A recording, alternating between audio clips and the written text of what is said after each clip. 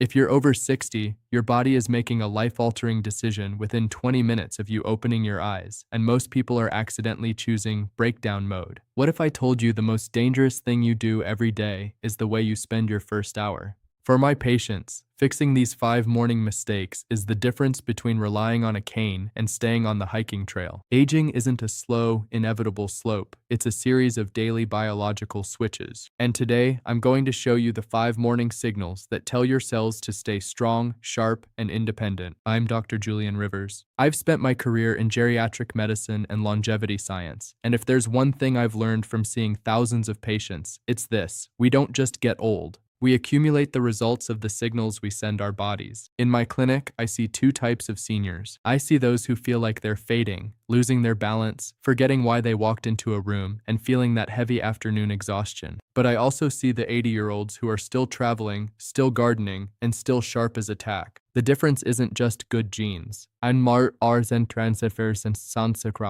Usually, it's a specific routine that protects their independence. But here's what most people miss. Your doctor probably hasn't talked to you about this. In a standard 15-minute appointment, there's barely enough time to check your blood pressure and refill your prescriptions. No one is sitting you down to explain how your morning light exposure or your first meal dictates your risk of a fall 6 months from now. That's what we're changing today. Before we dive into the protocol, let's do a quick self-check. I want you to be honest with me. What is the very first thing you reach for when you open your eyes? Is it a glass of water, your phone, or the handle of the coffee pot? Tell me in the comments right now, because that first choice tells me everything about your biological rhythm. Let me tell you about Arthur. Arthur is a 72-year-old retired civil engineer from Savannah, Georgia. When he first came to see me, he was discouraged. He told me, "Dr. Rivers, I feel like the fog is rolling in." He was experiencing what he called heavy legs in the morning, and he'd started avoiding the area rugs in his home because he didn't trust his feet. He thought he was just winding down. But when we looked at his morning habits, Arthur was unknowingly sending his body a shutdown signal every single day. He would wake up, immediately drink 2 cups of black coffee on an empty stomach, sit in a dimly lit kitchen reading the news for an hour, and then have a piece of dry toast at 10 a.m. Biologically speaking, Arthur was starting his day in a state of high stress and nutrient depletion. That brings us to habit number 1, the viscosity flush. During the 6 to 8 hours you're asleep, you are losing water through your breath and your skin. You wake up in a state of profound dehydration. For a 20-year-old, this is a minor inconvenience, but for those of us over 60, it's a cardiovascular crisis. When you are dehydrated, your blood literally becomes more viscous. It thickens. Think of your heart like a pump. It's a lot easier to pump water through a pipe than it is to pump molasses. When your blood is thick in the morning, your heart has to work significantly harder to move it. This spikes your morning blood pressure and increases the workload on your arteries at the exact time of day when cardiovascular events are most likely to occur. The fix is the simplest thing in the world, yet almost no one does it correctly. Before you touch a drop of coffee, I want you to drink 16 ounces of water. Not a sip, a full 16 ounces. This flushes the system, thins the blood back to its optimal consistency, and signals to your kidneys that the day has begun. Arthur started doing this, and within 3 days, he told me that heavy feeling in his legs began to lift. He wasn't losing his strength, he was just trying to move thick blood through dehydrated muscles. But hydration is only the beginning. Once your blood is moving, we have to talk about the master clock in your brain. This is where most people, including Arthur, make a mistake that ruins their sleep 16 hours before they even get into bed. And that brings us to the second switch, the circadian anchor. Most people think sleep ends the moment they open their eyes. Biologically, that is completely false. Your brain does not know you are awake until it receives a very specific environmental signal. If you don't send that signal, you spend the entire morning in a state of sleep inertia, which is exactly why so many seniors experience terrible energy crashes by 2 or 3 in the afternoon. Let me introduce you to a patient I'll call Marcus, a 75-year-old widower from Ann Arbor, Michigan. Marcus came to my clinic because he was terrified he was developing chronic fatigue. He told me, "Dr. Rivers, by 3 o'clock every afternoon, I have to sit down, and I can barely keep my eyes open to watch the grandchildren. So, durder in Burns nurse sir does." But Marcus didn't have a fatigue problem. He had a light problem. When you wake up, your brain is still producing melatonin, the sleep hormone. The only way to clear that melatonin and trigger your daily surge of cortisol, the healthy, alerting hormone that gives you energy, is through your eyes. But indoor lighting is incredibly weak. A bright kitchen light might be around 500 lux of light. But stepping outside onto a porch, even on a cloudy day, gives you upwards of 10,000 lux. When Marcus was waking up and staying inside his dim house all morning, his brain thought it was still twilight. He never got that morning cortisol spike, which meant his circadian rhythm was completely flat, setting him up for a massive afternoon crash. Here is what you must do instead. Within the first hour of waking up, step outside. You don't need to exercise or go for a long walk if your joints are stiff. Just sit on your porch or balcony for 10 to 15 minutes and let natural outdoor light enter your eyes. Do not stare directly at the sun, but do not wear sunglasses for these 10 minutes. This simple habit clears the sleep inertia and anchors your biological clock. Marcus started doing this, and within a week, that terrifying afternoon exhaustion vanished. He hadn't needed more sleep, he had just needed a biological anchor. Does that afternoon slump sound familiar to you?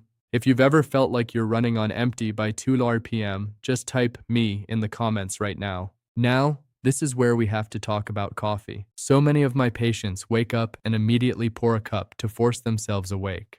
Please stop doing this. I want you to use what gerontologists call the 90-minute adenosine rule. Adenosine is the chemical that makes you feel sleepy. When you wake up, you still have some floating in your brain. If you drink coffee immediately, the caffeine just masks the adenosine.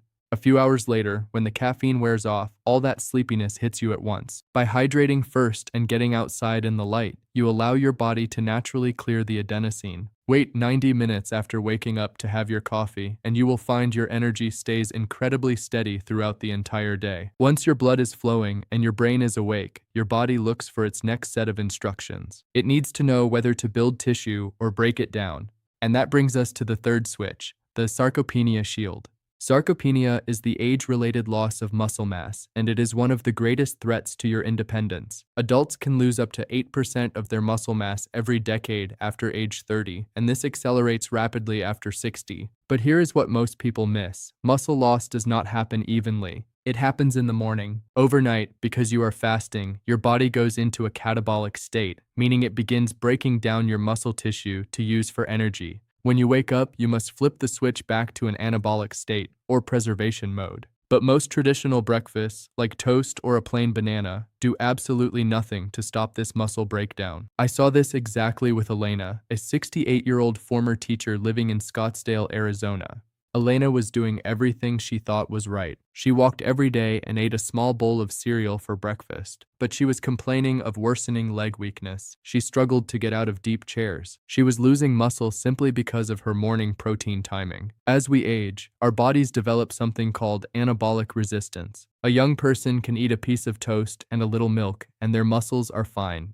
A senior needs a much stronger signal to trigger muscle preservation. You need roughly 30 grams of complete high-quality protein in your first meal to flip that biological switch and halt the overnight muscle catabolism. I am talking about eggs, Greek yogurt, or a clean protein shake. We swapped Elena's cereal for a high-protein breakfast. By month 2, she wasn't just getting out of her chair easier, she had noticeably better stamina on her daily walks. This is so critical that I want you to bring this specific concern to your doctor. At your next appointment, ask your doctor this exact question. Given my current kidney health and weight, what is my safe daily target for dietary protein, and are there any medical reasons I should not aim for 30 grams at breakfast? Write that down. Getting a clear answer on that from your physician will change the way you age. Now that you have hydrated your blood, anchored your circadian rhythm, and protected your muscles, we need to calibrate your nervous system.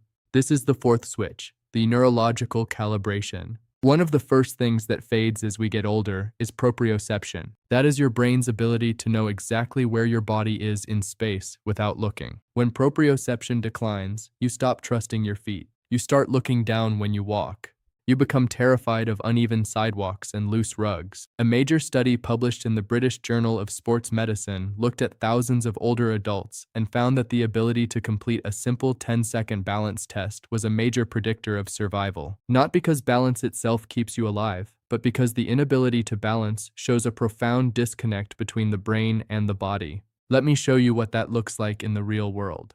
Vivian, a 66-year-old grandmother in Mesa, Arizona, had recently suffered a minor trip and fall in her driveway. She wasn't seriously hurt, but it shattered her confidence. She stopped going on her favorite hiking trails because she felt wobbly. Her proprioception had drifted. To fix this, we implement the 10-second stance. Every single morning, while your coffee is finally brewing, I want you to stand near the kitchen counter. Hold onto the counter with both hands, lift one foot slightly off the ground, and slowly let go of the counter if you feel secure. Hold that one-legged stance for just 10 seconds on each side. If you need to keep a finger on the counter for safety, do it. Please do not do this if you feel dizzy or if you have a history of severe falls without someone nearby, but for the vast majority of people, this is a safe, daily necessity. This is not an exercise in building leg strength. This is a neurological reset. You are forcing your brain to rapidly communicate with the stabilizing muscles in your ankles and core. It is a daily software update for your balance. Vivian started doing this every morning. Some days she had to hold the counter, but within 3 weeks, her body remembered where it was in space. She got back on the trail because she finally trusted her feet again. But all of these habits, the water, the light, the protein, the balance, rely on one final system. If this last system is stuck in the wrong gear, nothing else works properly. If your nervous system is locked in a state of chronic alarm, it overrides everything. It spikes your morning blood pressure, accelerates inflammation, and sabotages your daily energy. And sadly, most seniors start their day actively triggering this alarm state without even realizing it. But there is a free biological brake pedal you can press, and we are going to cover exactly how to use it right now. Every morning, to wake you up, your body produces a natural surge of cortisol. This is a perfectly normal biological function. But in many older adults, this morning stress hormone doesn't just wake the brain, it trips the alarm bell of the sympathetic nervous system. That's your fight or flight mode. When you are stuck in this mode, your body actively shuts down its repair mechanisms. It constricts your blood vessels, which drives up morning blood pressure and forces the heart to pump harder. It signals your joints to stay inflamed and stiff. If you have ever woken up feeling an unexplained sense of anxiety or physical tightness in your chest and shoulders, you are feeling the sympathetic nervous system running wild. To stop this, we have to engage the opposing system, the parasympathetic nervous system, which is your rest, digest, and repair mode. And the only direct manual control you have over this system is a remarkable pathway called the vagus nerve. This is the fifth and final switch, the inflammatory brake. It's a centralxer armpor harjan. The vagus nerve wanders from your brainstem all the way down to your gut. You can literally increase your vagal tone and force your body out of a state of alarm just by changing the mechanical expansion of your lungs. Here is exactly what I want you to do. While you are sitting outside getting your 10 minutes of morning light, take just 2 minutes to do this specific breathing pattern. Inhale slowly through your nose for a count of 4, feeling your stomach expand. Not borkanis marden inkokasius circilis marketen sen engender, not your chest. Hold that breath for a split second and then exhale slowly through pursed lips for a count of 6. Why a longer exhale? Because making your exhale longer than your inhale physically slows down your heart rate and sends a powerful safety signal up the vagus nerve to your brain. This lowers systemic inflammation. Now, let me be clear, this is not a replacement for your prescribed blood pressure medication, but it is a biological multiplier. It helps your heart and your arteries start the day in a state of calm rather than panic, making every other system in your body work more efficiently. Now, let me bring this all back to Arthur, the 72-year-old engineer from Savannah who felt like the fog was rolling in and who was terrified of tripping on the area rugs in his own living room. Arthur didn't try to change his entire life overnight. He just took control of his first 60 minutes. He woke up and drank 16 ounces of water to flush his thick, dehydrated blood. He stepped out onto his back porch for 10 minutes to get natural light and practice his vagal breathing. He delayed his coffee for 90 minutes, and when he came back inside, he held onto the kitchen counter for 10 seconds on each leg to calibrate his brain. Finally, he ate a high-protein breakfast of eggs and Greek yogurt to shield his muscles from wasting. 90 days later, Arthur walked into my clinic, and his posture was completely different. He looked 5 years younger. The heavy legs were gone. His afternoon energy crashes had completely vanished. And most importantly, he wasn't looking down at his feet anymore. He was back out in his garage, building furniture in his woodshop. He trusted his body again. He hadn't reversed his chronological age, but he had shifted his biology from breakdown mode to preservation mode. He protected his independence, and that is exactly what I want for you. So let's quickly recap your new morning independence protocol. Number 1, the Viscosity Flush. Drink 16 ounces of water immediately to thin your morning blood. Number 2, the Circadian Anchor. Get 10 minutes of outdoor light without sunglasses to set your master clock. Number 3, the Sarcopenia Shield. Eat 30 grams of protein at breakfast to protect your muscle and delay that first cup of coffee for 90 minutes. Number 4, the Neurological Calibration. Practice the 10-second single leg stance safely by the counter. Number 5, the Inflammatory Break. Use 2 minutes of 4 in, 6 out breathing to lower morning stress and engage your vagus nerve. You have complete control over how you start your day. You have the power to send your body the signals it needs to thrive. Now it's time to take action. I want to hear from you in the comments right now. You don't have to do all 5 of these tomorrow, but you must start somewhere. Comment the word protocol if you are going to use this entire routine starting tomorrow morning. Comment the phrase starting one if you are going to pick just one of these habits to master first. Or comment for a friend if you already know exactly who you are sending this video to because they need to hear this. If you found this information helpful, please hit the share button and send it to someone you care about, a spouse, a sibling, or a friend who wants to stay active and independent. Make sure to save this video so you can review the steps and hit subscribe so you don't miss our next guide on the safest ways to age with strength. I'm Dr. Julian Rivers. Stay strong, stay steady, and I will see you in the next one.